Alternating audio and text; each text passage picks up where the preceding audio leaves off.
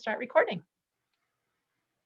Already, thank you so much. So dear parents and teachers, caregivers, and Principal Kully, thank you so much again for allowing me to present this very needed these days talk on neuroscience and mediation. I'm an international conflict resolution scholar, and also I'm an author of my soon to be published Neuroscience and Mediation, The Clear Truth to Conflict Resolution book.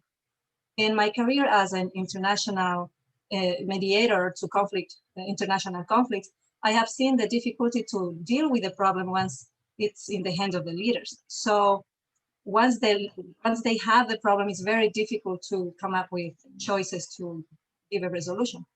Therefore, I went deeper to learn how our education system deals with our emotions and how to develop a brain for problem solving. In my talks, I also emphasize the understanding of the word mediation. To those unfamiliar with the word, as many may relate with meditation, which is actually a great tool as well. Mediation is an intervention in a dispute setting between parties to resolve it.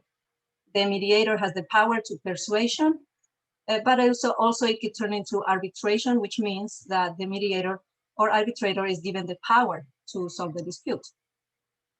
In my practice as a mediator, arbitrator, and facilitator, I also found that not only I can persuade or I can be given the power to solve or be the intermediary to negotiations, but I can give the tools to each individual to seek himself or herself before entering a conflict. So I enter the research in education being the tool to solve the problems later, right? So we as parents and educators try to find the tools that we can pass or give to teach to our children so they can better solve problems later on. I talked about the importance of emotional intelligence in schools and at home to help our children be better leaders and great problem solvers. I also mentioned the importance of understanding the 4 different ways that our children learn and also ourselves. There's a visual, auditory, reading, writing preference, and the kinesthetic.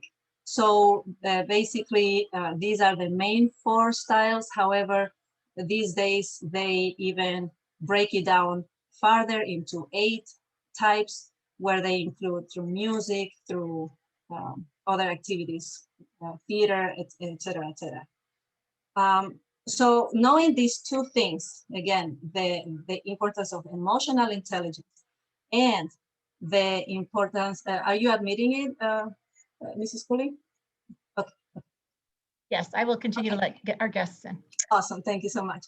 So yes, so once we understand the importance of emotional intelligence and the understanding of the 4 types of learning, we can then understand how we can solve this big issue that has come down on us on the COVID. So it's funny because once we understand, many of us understand that if we leave the problem aside, if we suppress it a little bit, then we will be okay. However, if we don't have the emotional intelligence side in our brain, we can, like the sentence says, we can either make or break the individual, even an organization. So these 2 have to be balanced. Now, in my last discussion, it was a year ago, in a year that I was talking about how we can have a base to come up with our emotions in a higher standard.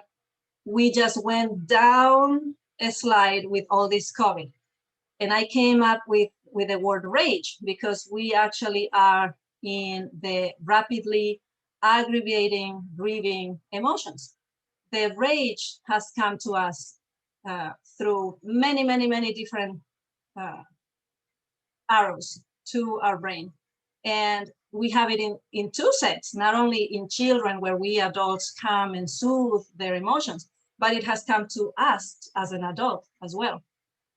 So as somebody already has made the word stress, spell it out as situations that release emergency signals or stimuli, I wanted to share that with you because once we understand that there is a stress in our brain, then we think of those words. We have a situation that can release emergency signals. So it's going to say, do something about it. Don't just sit there and be angry, but you have to, you know, whoop, whoop, whoop, those lines of, okay, I need to do something about it. In adults, with this COVID, there has been a higher substance abuse, untreated health issues, domestic violence, loss, etc.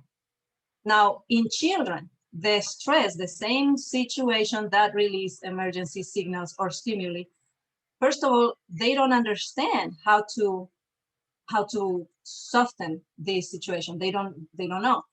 Yet we have fear, anxiety, confusion, sadness, hopelessness, loss. And I'm gonna share with you, I've been actually, in our household, we've been actually the example of these stressors. We had our grandpa die for COVID, and it was amazing for the children how, for us, somehow we know that it's there, but around a month later, just many things started to happen in the house. And the children continuously, even to this day, they continuously talk about it, of what could we have done to avoid grandpa die of COVID. And we wrote letters, we had games, but they are still getting this out. It's still not done. So the fear, anxiety, confusion, sadness, hopelessness, loss, it's going to be there, but what can we do about it, which is the thing. And so I have a great news for you, because we can fix it. But the first fixing problem, again, as I was mentioning earlier, is not to suppress it, because that's what we usually do. Especially we as individuals have come also with baggages of not showing our emotions, especially in certain cultures. Is we don't talk back, we don't cry, men don't cry, you know, don't raise your voice, you do as I say. And all these things, they have taught us to suppress our emotions. And when we become adults, especially when we come into parenting, then we tend to do the same. But most sadly is that when the conflict starts, that's when we don't know how to express, how to fix this lack of emotional intelligence. So as you can see, we're going to talk about how we can get the emotional intelligence part to work in our behalf, to be able to get out of this rage that we are in right now. The limbic system, it's the main deal, the main tool that we have in our brain. So the limbic system is the part of our brain responsible for our emotions. So if you look in your side of your brain, the temporal lobes, that's where the amygdala, which is part of the limbic system, tries to regulate our negative emotions. So if we have too much of the chemicals that that segregate for the amygdala to regulate an emotion, if it's too much of that, and the main one for stress is cortisol, if we have too much of cortisol, it disbalances the connection to our prefrontal cortex, which is the frontal part of our brain, which is the one that regulates cognitive behavior. So we understand what our actions are. We don't act abruptly. We understand, we think, and we act. But if it's, again, unbalanced, then that's when we do things without any reason, and then we don't understand why we did this. So again, it's something about our limbic system of how we can regulate it before it goes kaput, like we say it in German, right? And the main thing is understand the 4 main chemicals that we need to give. So you can see right here on the temporal, that's where the 4 chemicals are being secreted, and these are called neurotransmitters. So these guys will go and travel to the frontal cortex. So let's say that you are afraid or something is happening, then you will be either at the fight or flight or freeze mode, and you try to understand what's happening. The chemicals are secreted, and then they go travel to the prefrontal cortex, and then they make you have an action. So now imagine if we have the good ones. These ones are going to be the good ones. Dopamine will be the one that will help you be motivated and enthusiastic about things. The serotonin will help you to be calm. The endorphin will make you hold on to the pain, like a painkiller. And the oxytocin help you to give love. So if we have these 4, we would be able to solve the problems rationally, smoothly, and lovingly. But if we don't have these, if we have the opposite ones, the ones that we don't want, which is cortisol, which is the main stressor one, and the other ones, which I'm not going to get you with all these scientific names. The most that we need is to understand the positive ones. Is if we have the negative ones, then we act abruptly, we act in violence, and we act in anger. So one of the things that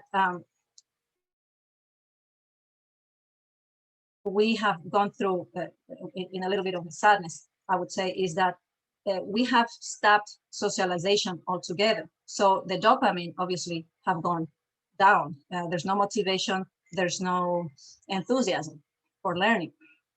And one of the main learners for children, especially, and not only for children, that's also for us, is the mirror cells. So with the mirror cells, we learn through imitation. So these mirror neurons enables us to reflect the body language, facial expressions, and therefore our emotions. Now, mirror neurons play an essential part on our social life as well, because they are the key for relationships and education. Basically, it helps understand the other person because you imitate the other person, and immediately you rationalize it in your own brain, and therefore the communication that you have by understanding the other person helps you have cooperation at the same time. So you cooperate and you start solving problems in a more soothing way. The other one is curiosity.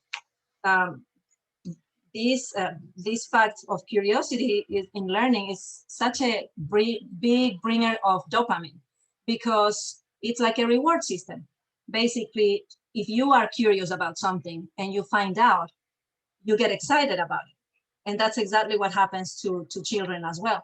But the only way to help this dopamine, the motivation and enthusiasm neurotransmitter to work, is by us that are the teachers and the caregivers, is to fulfill these 4 main tasks. Is to be curious for your friends. So basically encourage them to be curious of their friends. Ask questions of your friend. What's his name? What's her name? What color do you like? So we give incentives to our children to be curious about their peers. And that's how we help them to raise their curiosity level. Not only be curious about me or myself and I, but rather help yourself to learn about the ones surrounding you, because together is the way that we are going to use the mirror cells, and through the mirror cells we're going to do cooperation. Now, when the kids ask us and as adults or caregivers or educators, when they ask, we want to try to be alert when they ask, rather than just sit back. We want to be alert and listen through our facial expressions, looking at them with glee, with happiness, with enthusiasm. So when we are alert, we listen. And then when we are alert, we show emotions as an answer. So we give an emotion back with happiness, or if they are talking about curiosity of something sad, then we show sadness. And that's, again, how the mirror cells are working. And then the last one is you can bring an extra stimuli to the answer. Let's say if they are talking about bugs and you said, yes, this is the bug that has 6 legs. Oh, and look, let me show you something else. And then you show some stimuli from an outside that will use another external sensory, like the ear, the touch, the eye, or the taste even. But don't taste bugs. That may not be a good thing. Alrighty, so then I'm sorry, as you could see, could you clarify just a little bit? Could you yes. clarify on that? Just, so for your example, if you have a bug and the child is asking questions with that, are you saying show something else, like where it lives or what it would eat? Yes. Like, here's the leaf that I found it on and I bet it's eating off of this leaf to grow, or is that what you're talking about? Yes, yes, but also even before that, you know, in the children, and of course I'm talking depending on their level, but even I'm talking all throughout elementary school. When they see from a paper or from the screen something, and then when they actually touch it, I don't know if I see, do you guys see my screen, or is just the sharing screen? You don't see me, right? We can see you too. Yeah. Oh, yeah, okay. So basically you get it to touch and touch and see, oh, look, we talked about 6 legs. Okay, let's count. 1, 2, 3, 4. Oh my, it's 6. So now we talked about the exact thing that we were talking about. And then we carry it along a little bit. Now the second carrying is only if they are interested, because we don't want to bore them saying, okay, but wait, I'm gonna tell you also where he lives, or where, you know, then maybe they are like, okay, somewhere else. So more about just expanding on what they're already showing you. If they're Yes. seeing something even on flat on a screen or in a book, try to have something where you actually can show the real thing. Okay. Yes.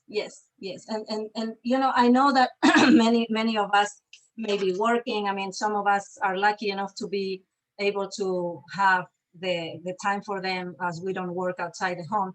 But many of us that do work outside the home, or even inside the home, we don't have that time. But for that is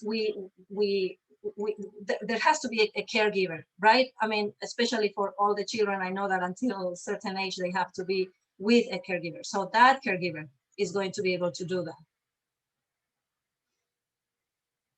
Okay, so then I was wanting to share with you the really nice and tasty chocolate, because I'm sure that you guys, as much as me, love chocolate. And this, I'm just giving you a little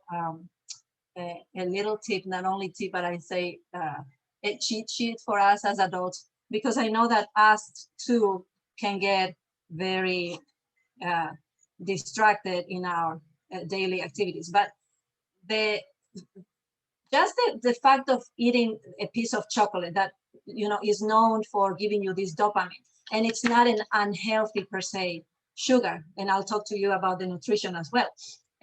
With chocolate is a different thing. You know, you have the sufficient nutrients that will help you to pause, to indulge, and to have enthusiasm, to motivate yourself.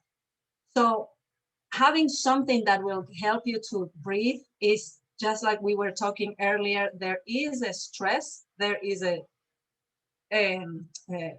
situation, you know, that will alarm you that you have to do something or stimulate something to keep it down.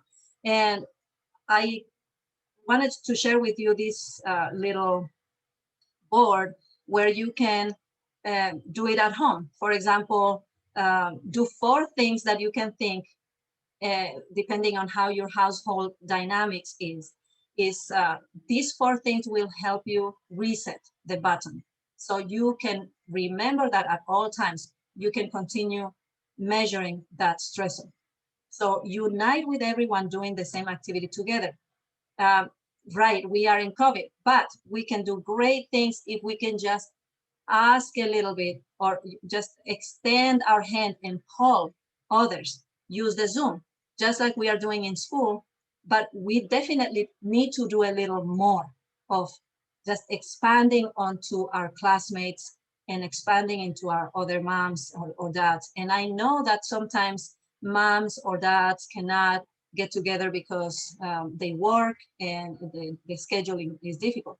But you can somehow get the children to motivate them to do something with their little classmates through, again, the caregiver. So it doesn't have to be the mom and the dad, but somebody that will take the kids to unite in some way or another, especially now in COVID. That could be through Zoom. I know that some of us are already going here and there to little playdates that they can do that as well.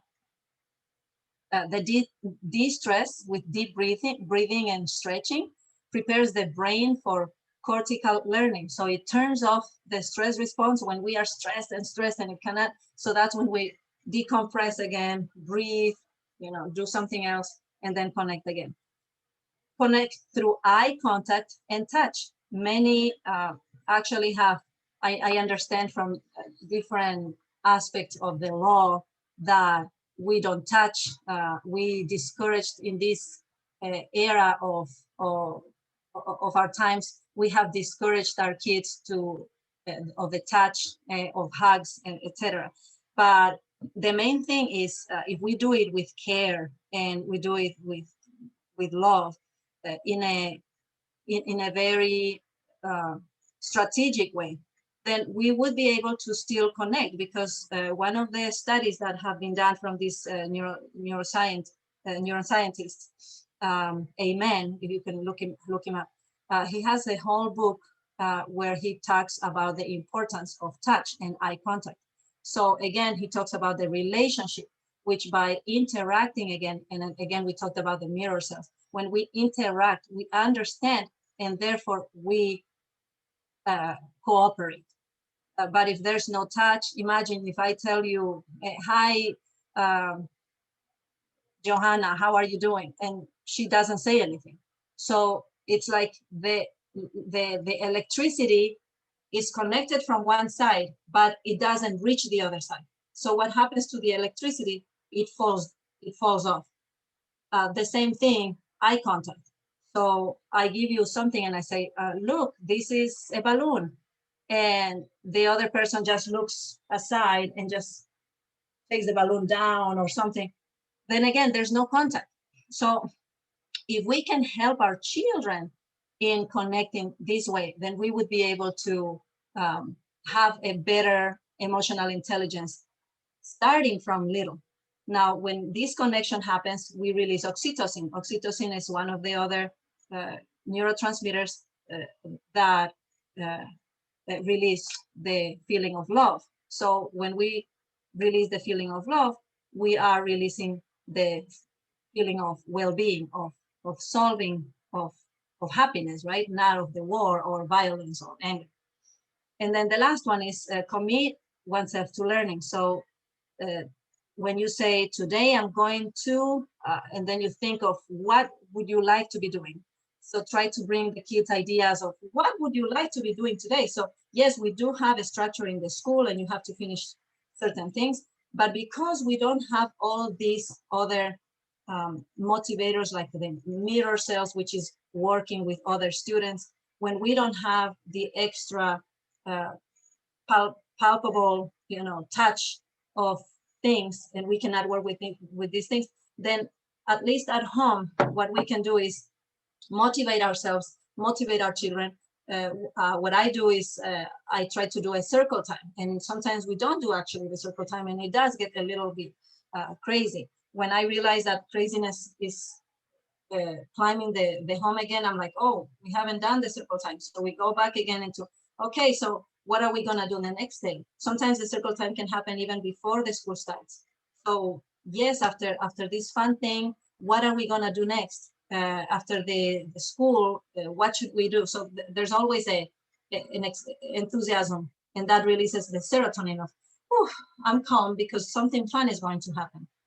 For example, here I know certain kids have certain stressors. Mine specifically has the stressor of math. There's a lot of math going on, and math every day, and math of this, and extra math, and I-ready math, and all that math. But if we think of what are we gonna do today, then suddenly it releases, especially the girls between 10 and 12, where the hormones are going up and down already, and you have already the moody girl, moody boy.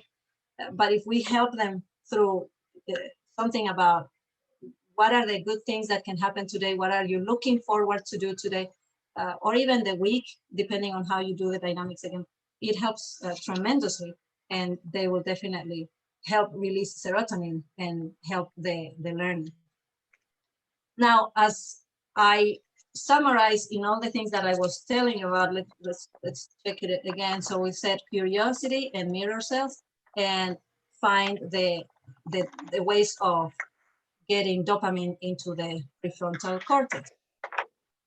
Basically, with all this goes down to a main thing, which also another neuroscientist with many researchers have come down to, is the relationships. So it comes all down to relationships. So what he talks about is, if we just talk about 10 main ways to enhance the relationships, we're going to help to the limbic system to be really good friends with our prefrontal cortex. So if we really do take care of the relationships, we're going to have the mirror cells, which is going to help us cooperate with one another, which is going to help us to have dopamine, which is going to help us to secrete serotonin and oxytocin, and it goes a vicious circle, and everybody's going to be happier than more moody. But again, this is if we go down and just make it a big ball and just think of coming down to relationships. And the relationship is not only in children, but it starts with us as an adult. How can we create a community? I know that Mrs. Kully has talked about how to recreate a community in school. And we also, as in the PTA, we've been talking about what are the steps that we can do as parents before we actually get to have play dates with our children. And so these are the 10 main things that we can do to take care of that. Once we take care of this, we would be able to look ahead and do the next step. So let's take a really quick look. Is take responsibility of keeping relationships strong. So I make the move. I don't wait until somebody calls me. I actually do the move. I text somebody from the classroom, text somebody from from what I know. And I'm talking about specifically from the school, because that's who we are active day to day. This is not like my cousin or my brother or my something, but we are doing this because our children long for their friends. Therefore, it's the longing of the relationships in school that will make the difference in the parents and in the children. So I take responsibility. I go and reach somebody. I'll take responsibility for that. I don't take relationships for granted. So yes, they are there. They're always going to be in school. Forget it. We will see each other. Well, try to nurture it as the plant. We nurture the plant, and the same thing as we are reading this for adults, we are doing this, that hopefully we can give this incentive as well in the classrooms. Of course, I'm not an educator there. This could be, I know that the teachers have their systems as well, but it's something good that we can at least enhance in our homes. And hopefully with this culture, they can come to the school and help themselves because they have a culture from home. So don't take it from granted. What we said earlier, be curious about your friend. Protect the relationships, right? You always look at the best of the person, which is actually coming to the number 4. So you protect it as you don't want to let it go. You go and say sorry if something happened, and don't just cut it and decide to leave because you don't like it or whatever. But if you just protect it, and this, I am just rushing it, I am just resuming into these 10 because I mean, I could talk to you every single one of them in a scientific way through adverse childhood experiences that we have had and how, and the reason why we act the way we act. But again, I have just collapsed it into these 10 things that if we think of these things, we would be able to take care of our relationships. So assume always the best when somebody tells us something, and that's, I had to learn that a lot myself. When somebody tells me something and I'm like, oh, let's see, what is he wanting? You know, we're kind of in the defensive mode. Try to always assume the best, you know? If you assume the best, things will go easily. And then again, of course, if I pass this to my other friend that could hopefully see these 10 lists and do the same, then obviously we can help each other. Keep it always fresh. So not always just do, let's say with the kids, what I try to do is not only do a music session, but do something else. Like what we sometimes just like to do is out of the whack, we just go to the roof and sit down and have some lunch there and just do something funny, you know. Again, the next day take a walk, the next day buy something for them. Look at the good things. That's something that I encourage my children to do it at home, is again in the circle time. Let's give each other 5 things that you like from the other person. Is to encourage, and this, if this could be done at home, at school too, that would be really wonderful, because this is the way that kids learn to have this empathy between each other. Is look at the 5 things or 3 things, just 3 things that you admire from the other person. Take time to listen. Also, I know children, especially I know my child, for example, he takes time. I know that maybe because he's having 3 languages in his brain, like many of us in the school, and they take time to say the sentence. And we as parents, like, hurry up, apúrate, muévete, you know? But, you know, if we just take the time to listen, we'll get amazing amount of information that can help us to build the trust, which goes to the number 8. That's how we develop trust. If we are able to listen to each other and mirror each other through what I was explaining, when we mirror, we embed each other in each other's shoes, and then we understand, therefore we cooperate, and so we trust. Learn to respect your values. So if you say, I don't smoke, then just you don't smoke, period. If you don't drink, don't drink. The same thing, we try to put that in the values of our children. If they don't want to be wet, then they don't want to be wet. So we just have to put the respect, you know, let them to also respect their values. And the last one is be available to spend time together. In this working time, I know many of people have actually been happy that this COVID has helped bond with their children. The children have more time to sleep, to eat better, to go to the bathroom in a more calming way, which is great. But then there is also another side that many have suffered because of lack of parents that have been able to stay at home with the kids because of their work or you know, difficulties, even though you are at home.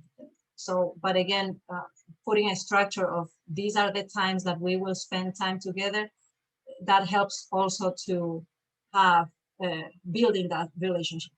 And then again, this will enhance the limbic system, which will make best friends with the prefrontal cortex to make better decisions when we have better relationships.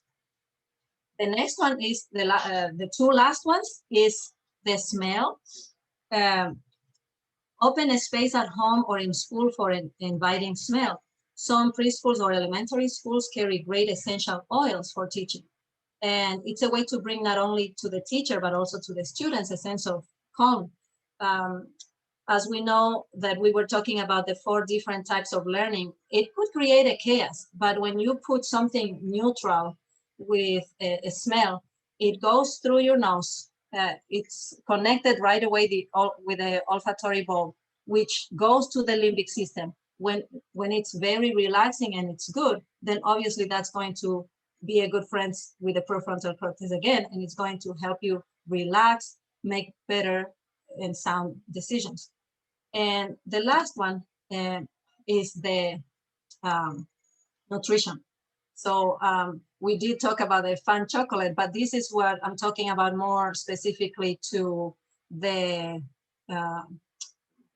foods that we consume, like the fats and the stuff, because as I don't know if you guys, some of you may or may not know, the fats, the processed foods will contain a lot of additives that are sugars, or even the carbohydrates will turn into sugars, and that's what we are ending up with, the sugar. So if you notice that the normal brain has a lot of greener stuff in the middle, that's called dopamine, the dopamine that we were talking about that is associated with the reward. So when someone experiences a reward, say while eating a really good meal, their dopamine or the green stuff goes up like a spike. Now for addicts, the opposite is true. The spike of the dopamine only comes in anticipation of the reward, which means the dopamine already comes before the reward. And that's because the brain has been flooded with dopamine as it thought about eating. So yes, what happens to when we have too much dopamine, I know that there are individuals too that there's the usage of certain drugs that will help. Many suggest that it helps to calm you down, to relax. But what happens is that it could create the sugar, especially in children. It's especially very dangerous because the brain is just at a sprint of development. And so the children will come up with high activity level, like you may know, right? We give them a lot of sugar, they go all crazy. And then boom, they go and crash down. But it's not like they crash down that you've seen in the movies that, I don't know, I think it's the Babysitter or something, the movie where all the kids crash and they fall asleep. It's not actually that crash. The real scientific crash is depression and anger. And then we go into the vicious circle. They get angry, we get angry at them, back again, they destroy something, and then the yelling, and the yelling is not obviously a rewarding thing, and then it goes like a vicious circle. And so, yes, the nutrition in the brain is very important to emotional intelligence behaviors and to balance the limbic system. And so that is my talk for today. Thank you so much for listening. And I'd love to hear some questions and discussions. Thank you so much, Thalía. When you were showing the slide of the 10 different ways to keep your relationships up, I thought of something that's very important to me too, and maybe it kind of ties into some of these, but I really think it's important that we are very careful about not being sarcastic with children. Those of you parents who might have attended when we had Karen Yunker here for restorative practices, that was, she mentioned that, and it really struck a chord for me, because I just feel that is so important that kids don't always get sarcasm, and it's not, there's really not a place for it. And I know it's a common thing and kids do it and adults do it, but I just think that's something that I'd like to strive to reduce as much as possible. And I'm sure I can't eliminate it, but I think that's important. Is there anything you want to say about that? Yes, absolutely. My goodness, sarcasm. There is one neuroscientist which talks about the sarcasm in parents to children. And what they basically suggest is that it's a burlesque type of communication, which puts them down. And therefore, their feeling of empowerment goes completely damaged. And that goes also, if you think about it, between us, between adults. If I am sarcastic to somebody, the other person, what is sarcasm, right? The sarcasm is a way of verbalizing a violent statement. That's what sarcasm is. And when we think of sarcasm as just a joke, in fact, sadly to say, many cultures think that by sarcasm is the normal way of talk. And then they bring you to say, you're just too sensitive, which also damages the emotional well-being, because it's a later on, if you get into more in the law, like in the domestic violence and emotional abuse, that is part of emotional abuse, sarcasm. I will share with you, in fact, I'll bring it to you right now. It's a book. Her name is Anna something. If you can give me just 1 minute, or I'll write it down because it's not immediately in my eyes right now. But it's called Verbal Abuse. Verbal Abuse is a book that talks men to women. She also has a book, Women to Men. And that's the way that we teach our children. And sadly to say, that is also shown in TV shows. And the fun TV shows, it's full of sarcasm. Yeah. And how can we avoid all these things if it's just given that I am guilty about it? How? I mean, guilty because right now I'm having a fantastic time with you guys doing this. I know that they have to watch, even though I monitor and I say, these are the things that you would watch. I know exactly what you're watching. I can see from here what you've been watching.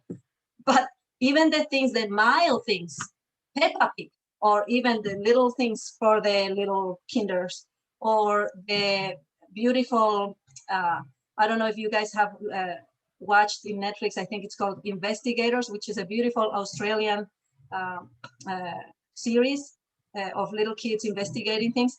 It's really beautiful, but here and there you find sarcasm. And though at least they correct it. At least it's a good TV show that helps kids to investigate where the bad verbal things were, and so they try to correct it. But the funny thing is, they even learn the bad thing.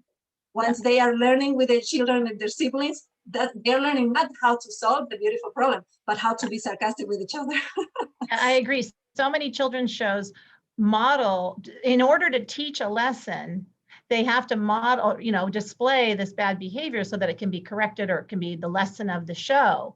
But here we are introducing children to all these ideas that they wouldn't even have if they weren't seeing it, which is supposed to be teaching them a lesson. So to me, it's very frustrating. I think for all parents, we all feel this way, and it's unfortunate that has become the norm in the way we try to explain things to kids, by showing them a bad example, and then they learn from that bad example. Yes, and then what we would have to do is, with another beautiful lady talks about in her book Simplicity Parenting, is if we're going to do that, we're going to have to undo it. And how to undo it? Okay, we'll take the time to sit with them, circle time, talk about what did you watch, and okay, you didn't watch with them, so you don't know what exactly happened, but they are, if you create this system of trust, they are going to tell you, look, I saw this, I saw that, and I didn't like that. And it's like, oh, wow, you didn't like that. And then, of course, also take another time to watch together something, and then pause. And then you have to talk about it. Oh, what do you think? Did it sound nice to you? And the kids are so smart, I tell you, because the kids are so not congested. They are pure in their minds. So they will tell you what sounded eek, what sounded not okay. They will tell you.